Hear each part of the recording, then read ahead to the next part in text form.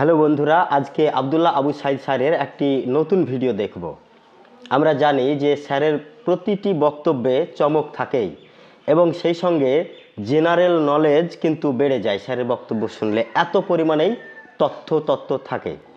তো দেখা যাক এই ভিডিওতে আমরা নতুন কি পাই, চমক পাই। তো আসুন শুরু করা যাক। শ্রদ্ধেয় সভাপতি, সম্মানিত ব্যক্তিবর্গ এবং বিশেষ করে আমার তরুণ ছাত্রছাত্রী বন্ধুরা, তোমরা একটা কথা বলো যে আমরা যারা বুড়ো, আমরা কি এই দেশের ভবিষ্যৎ? যুব সমাজ ভবিষ্যৎ, তারা ভবিষ্যৎ। বাহ, এই তো চাই, দেখবো তোমরা কি ভবিষ্যৎ তৈরি করো। আমরা বাংলাদেশকে স্বাধীন করেছি, তোমরা বাংলাদেশকে বড় করবে। আমাদের দুই দলের হাতে দুই দায়িত্ব। আমাদেরটা হয়ে গেছে, তোমাদেরটা কিন্তু হয় নাই। একবার আমি টেলিভিশনে একটা অনুষ্ঠান করছি, বৃদ্ধদের সঙ্গে তরুণদের প্রতিযোগিতা।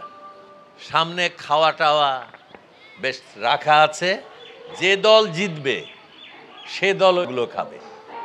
করতে করতে হয়েছে কি, দুই দলের নম্বর হয়ে গেছে সমান। এখন খাবে কে? তখন বৃদ্ধরা বলছে, বাবারা তোমরা তো বেশি খাও নাই, তোমাদের বয়স তো কম, তোমরাই খাও। আবার তরুণরাও দিক থেকে বলে যে আপনারা তো আর বেশি দিন খাবেন না, আপনারাই খান। তো খাওয়া কিন্তু তোমাদের সামনে, আমরা দেখব তোমরা কি খাও। তা আমি একটা ছোট্ট বিষয় নিয়ে কথা বলবো। অনেক সময় আমরা দুই তিন বন্ধু একখানে হলে প্রতিযোগিতা করি না, যে কার মামার বাড়িতে কত বড় বাঁশঝাড় আছে, কিংবা কার মামার বাড়িতে কত বড় দালান আছে। তো সেই রকম আমরা একবার প্রতিযোগিতা করছি। তা একজন বলল, আমার মামার বাড়ির লেবু গাছে এমনই হজমি শক্তি যে আমার মামাতো ভাই একদিন একটা আস্ত বিশাল মুরগি খাওয়ার পর সেই লেবুর একটা ফোঁটা মাত্র মুখে দিয়েছিলেন, সঙ্গে সঙ্গে পেটের সব কিছু হজম। সে চিৎকার করে বলল যে এবার আমাকে একটা আস্ত গরু দাও। আরেকজন বলে যে আরে তোদের মামার বাড়ির লেবু গাছে আর কি হজমি শক্তি রে, হজমি শক্তি হচ্ছে আমার মামার বাড়ির লেবু গাছে। কিরকম? আমার মামাতো ভাই একদিন দা নিয়ে ওই লেবু গাছ গেছে কাটতে, দিয়েছে কোপ দেওয়ার সঙ্গে সঙ্গে দেখে দা নেই। কি হয়েছে? হজম। এতক্ষণে বুঝেছে বলে বোকারা আবার কিন্তু তিনবার হাসে, তোমরা জানো তো। প্রথমে সবাই হাসে, তাই হাসে, দেখে আসে। দ্বিতীয়বারে হাসে, কি হলো, হাসলাম কেন, এই ভেবে হাসে। আবার তৃতীয়বার যখন বুঝতে পারে যে কেন এসেছে, বলে ও এই জন্য হাসছিলাম। আস্তে কিছু করবে না, আস্তে দেখলে পরে দেখো না আমজাদ সাহেবের স্বাস্থ্য, ওইটা কি আস্তে স্বাস্থ্য নাকি আস্ত স্বাস্থ্য? এইবার শোনো আসল গল্প। একবার তিন বন্ধুর মধ্যে প্রতিযোগিতা শুরু হয়েছে যে কার মামা কত বড় শিকারী। একজন বলছে শিকারী হচ্ছে আমার মামা। কিরকম? গিয়েছেন তিনি সুন্দরবনে। কিসের জন্য? কি বাঘ? শিকার করতে। রয়্যাল বেঙ্গল টাইগার শিকার করার জন্য গেছে। রয়্যাল বেঙ্গল টাইগার, তার সঙ্গে চাকর, তার হাতে বন্দুক, গুলি এইসব আছে। উনি এরকম করতে করতে যাচ্ছেন, হঠাৎ এক বেয়াদব বাঘ বুঝতে পারে নাই কত বড় শিকারীর সামনে সে লাফ দিয়ে পড়েছে। মামার সঙ্গে সঙ্গে চাকরকে বললেন বন্দুক দে। কেমন? সে বন্দুক দিয়েছে, বলে গুলি দে। বলে স্যার গুলি তো আনি নাই, ভুলে গেছি। মামা এত বড় শিকারী, বাঘ না মেরে তো থাকা তার পক্ষে সম্ভব না। ওই গুলি ছাড়া বন্দুক দিয়ে এমন ফায়ার করে দিলেন যে বাঘ একেবারে স্পট ডেড। দ্বিতীয় গুলি ছাড়া বন্দুক দিয়ে হাসতে হাসতে বলে যে আরে তুই তো আমাকে হাসালি রে, বন্দুক দিয়েই তো সবাই বাঘ মারে। শোন আমার মামা কিভাবে মেরেছিলেন। গিয়েছিলেন সুন্দরবনে, এক বাঘ এসে লাফ দিয়ে পড়লো সামনে, চাকরের কাছে বন্দুক গুলি সবকিছু। চাকরকে বললেন বন্দুক দে, বলে স্যার বন্দুকটা আনি নাই, ভুলে গেছি। বলে তুই গুলিটাই দে, বলে সে গুলি দিয়েই এমন ফায়ার করে দিলেন যে বাঘ আর এক পাও নড়তে পারল। তৃতীয় জন বলে আরে তোদের মামারা আবার শিকারী নাকি, বন্দুক গুলি এইসব দিয়েই তো বাঘ মারে, শিকারী হচ্ছে আমার মামা। কিরকম? লাফ দিয়ে পড়েছে বাঘ, মামা বললেন বন্দুক দে, বলে স্যার আনি নাই, ভুলে গেছি। গুলি দে, বলে গুলি তো আনি নাই, ভুলে গেছি। বলে তার লাইসেন্সটাই দে, বলে ওই লাইসেন্স দিয়ে এমন এক ফায়ার করে দিলেন যে বাঘ সঙ্গে সঙ্গে শেষ হয়। এখন একটা কথা তোমাদের জিজ্ঞেস করি, লাইসেন্স দিয়ে কি বাঘ মারা যায়? যায় না। তার প্রমাণ যে কথাটা শুনে তোমরা কি কেঁদেছো না হেসেছো? হেসেছো। লাইসেন্স দিয়ে বাঘ মারা যায় না। কিন্তু একজন শিকারীর যে বন্দুক, তার লাইসেন্স কি থাকতে হয় না থাকতে হয় না? এই যে ইউনো সাহেব এখানে বসে আছেন, লাইসেন্স ছাড়া বন্দুক পেলে কি করবেন উনি? ওই লোকটা অবৈধ হবে, অস্ত্রটা অবৈধ হবে, গুলি টুলি যা কিছু আছে সব অবৈধ হবে, এবং ওই লোকটাকে ধরে জেলখানার মধ্যে পুরে দেওয়া হবে। সুতরাং লাইসেন্স চাই।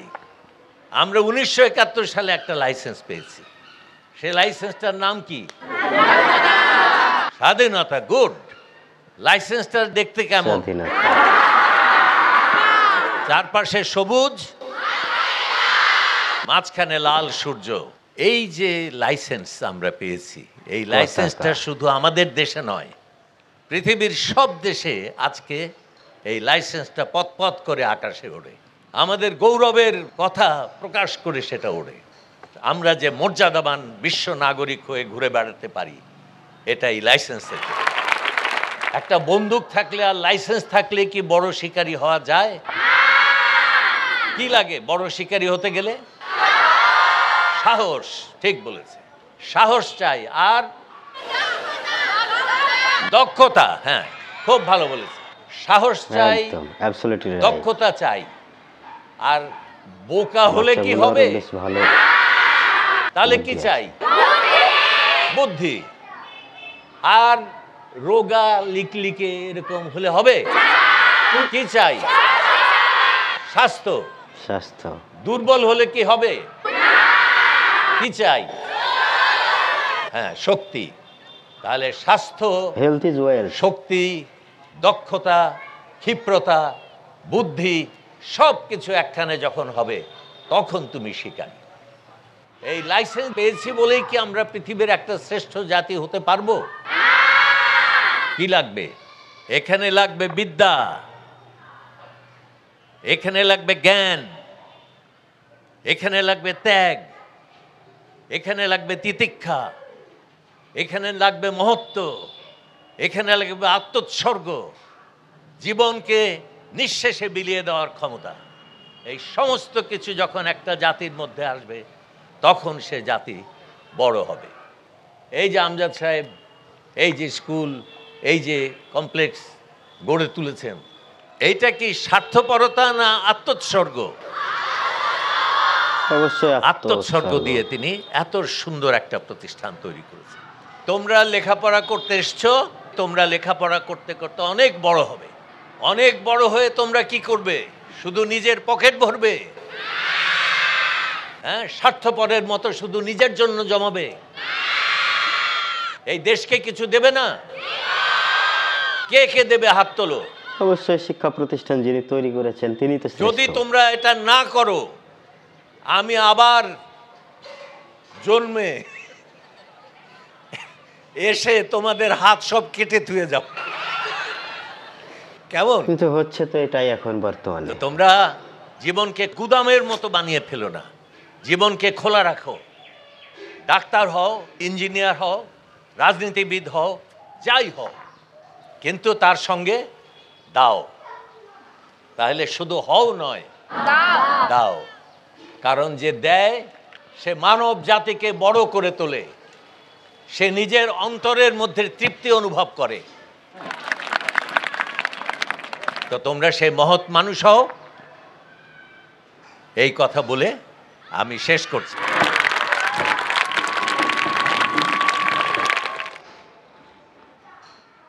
এই বক্তব্যে মূলত হাস্যরসটা বেশি হলেও বাচ্চাদের মধ্যে তথ্যের কথা আর কি আর উনি বলবেন। তবে ওনার যে জেনারেল নলেজ বৃদ্ধি পায় তার বক্তব্য শুনলে, এটা আমরা সবাই জানি। যদিও এই বক্তব্যটাই অন্তত জেনারেল নলেজের বেশি কিছু নেই, হাস্যরসের বক্তব্য বেশি, অনুপ্রেরণার। যে এই যে ছোট ছোট বাচ্চাগুলো যারা এখন বড় হতে গেলে তাদেরকে যে নীতি আদর্শবান হয়ে উঠতে হবে, তাতে উদ্বুদ্ধ করার জন্য এই বক্তব্য উনি দিলেন। আর সত্যিই তাই, যদি সবাই এই সমাজের জন্যে, এই দেশের জন্যে আত্মোৎসর্গিত হতো, তাহলে এই দেশটা কতই না ভালো হতো। আর এই বয়স থেকেই স্যারের মতো শিক্ষকেরা যদি প্রতি মুহূর্তে তাদেরকে অনুপ্রাণিত এইভাবে করতে থাকেন, আমার মনে হয় যে এই দেশ সত্যিই এইরকম, মানে স্যার যেরকম চাইলেন নাগরিক, তেমনটাই হতো। কিন্তু দুর্ভাগ্য, দিনকে দিন আমাদের শিক্ষা ব্যবস্থাটা অধপতেই যাচ্ছে। আশা করি আপনাদের ভিডিওটা ভালো লাগলো। আবার নতুন একটা ভিডিও নিয়ে আসবো। ভালো থাকবেন সকলে।